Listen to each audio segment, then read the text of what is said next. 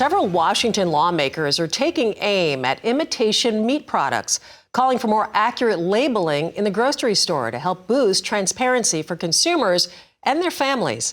U.S. Senator Roger Marshall of Kansas has taken time to come by our studio for an update. Senator, thank you so much for joining us. You know, I said before we went to camera, it is so confusing. You go into a grocery store. Well, there's, of course, protein, animal protein, cultivated meat, plant-based. Something's got to be done. Exactly. Consumers more than ever want to know exactly what they're eating. They want to know where it's from as well. So I think it's very unfair to put some of these soybean or plant-based proteins, putting them in the meat counter and really mislabeling them. So what we're calling on is that we understand the consumer very clear labeling. Where did this protein come from? They're assuming if it's in the meat counter, it's from an American-grown cow, pig, chicken, whatever it is. They don't have any ideas from plant-based. And really, the science and the studies behind the plant-based, they're not held to the same level that American products are, the typical protein sources. So with that being said, boosting transparency, that is the goal of the Fair Labels Act. So speak to that and the next steps for this legislation, because it's bipartisan support. Clearly, a lot of people on board with this. It is clearly that simple, is to make it transparent what folks are buying. And whether it's almond juice or whether it's a soybean or based protein, consumers deserve to understand what it is. As far as next steps, I'm afraid that our White House and some of my friends across the aisle will make this a priority. So we'll keep fighting. Yeah, absolutely. I know there's a lot on the docket. Absolutely. Speaking to that, I want to talk about foreign ag land ownership. Big topic right now. A lot of people concerned, and some people may not know, what's at stake here. When we have countries, adversarial countries, that are getting land right next to an Air Force base, clearly this is an issue. Right. So first of all, food security is national security. Americans, we take our groceries so much for granted, but we're blessed to just live in this incredible country where we can actually grow more than we can eat. Other nations see this and they want to move in here and try to gain ownership of whether it's land or the meat processing or whatever stage of this food process is. They want to own pieces of it. We think it's a threat to national security. We think that the Secretary of Agriculture should be on this committee that decides and overviews foreign investments to see is it a threat to national security or not. Absolutely. I know you said there's a lot of legislation, there's bills in place for this. So next steps here and how we move forward on this? Well, again, it's the same story. Is this a priority for people across the aisle? Is it a priority for the White House? Is there an opportunity to put some of this on the Farm Bill? Time will tell. I know you have said if it can't be measured, it can't be managed. So speak to that. This is a bill that you want to get in, you want to get data, you want to find out what is going on out there before you guys finalize. It is that simple. Right now, we don't even have a good idea of how much land does China own and exactly where it is. So we're calling on this administration to do their job, measure it, so then we can manage it and see what big of a threat this is or isn't. Another big issue, and I'm sure on a lot of people's minds, immigration crisis. I mean, what's going on? How do we control this at the border? And every state really becoming a border town at this point. Yeah, certainly the folks back home, this is our number one concern. Every state is now a border state. 10 million people have crossed the border illegally the last 3 years. 1.9 million gotaways, terrorists, foreign nationals, all these things are happening.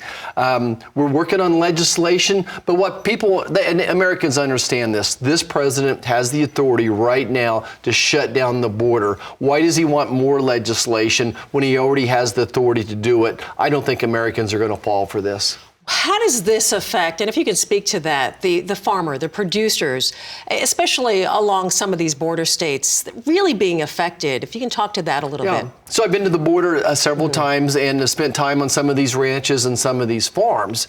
And number one is just the physical threat that many of these farmers and ranchers have been physically threatened by these people. They tear up their fields. They disrupt the work that's going on the farm, if you can imagine that as well. Just the constant disruption of the activities as well, let alone the vandalism and just the inability to do your daily work.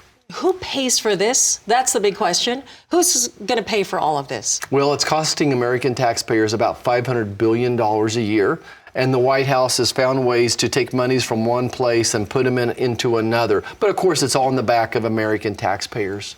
What would you like to see happen right now? Well, I want to secure the border. I think that's my number one priority. I think there's policy changes that need to be made, but mostly Joe Biden just needs to enforce the current law and stop breaking the law. Right now, he's been paroling about 700,000 people a year. Under Barack Obama, he only paroled 5,000 people a year. So we went from 5,000 to 700,000. Clearly, the parole law says you're supposed to do this one person at a time, and Joe Biden is doing it tens of thousands of people at a time. So just enforce the current laws that we have, maintain operational control. Absolutely. I'm going to switch gears now. I want to talk about, of course, the Farm Bill. A lot of our producers and farmers, this is something that we talk about every day on a daily basis, multiple times throughout the day. Big thing that a lot of farmers and producers say, crop insurance. Crop insurance, crop insurance, Yeah, crop insurance. Crop insurance is the backbone of every farm bill. And your listeners, most of them understand, but we need to communicate to folks that don't live on the farm that crop insurance allows us to plant next year's crops.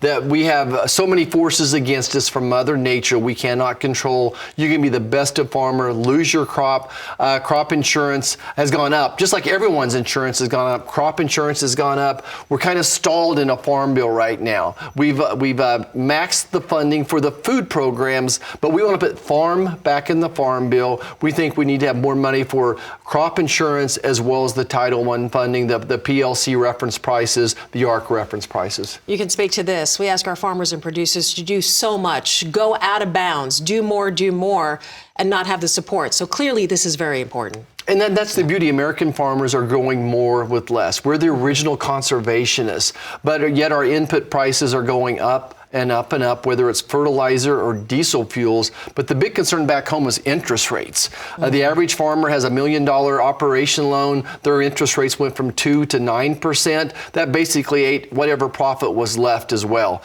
So we are asking them to do more with less. Again, the greatest country in the world, incredible that no one has to go to bed hungry. We're truly blessed by all that these producers are doing. Senator, I know you are doing everything you can, and as you said, boy, it's just layer after layer up on the Hill. Farm Bill. What do you say? When do you think this is going to happen? Well, it's interesting. We just got a letter I read yesterday from the chairwoman, Debbie Stabenow, senator from Michigan. A little bit more encouraging letter. The first really movement I've seen in the past year that she wants to talk about crop insurance. She wants to talk about the Title I funding. So maybe I wish we talked about it a year ago or 2 years ago, but it sounds like she's ready to have that discussion.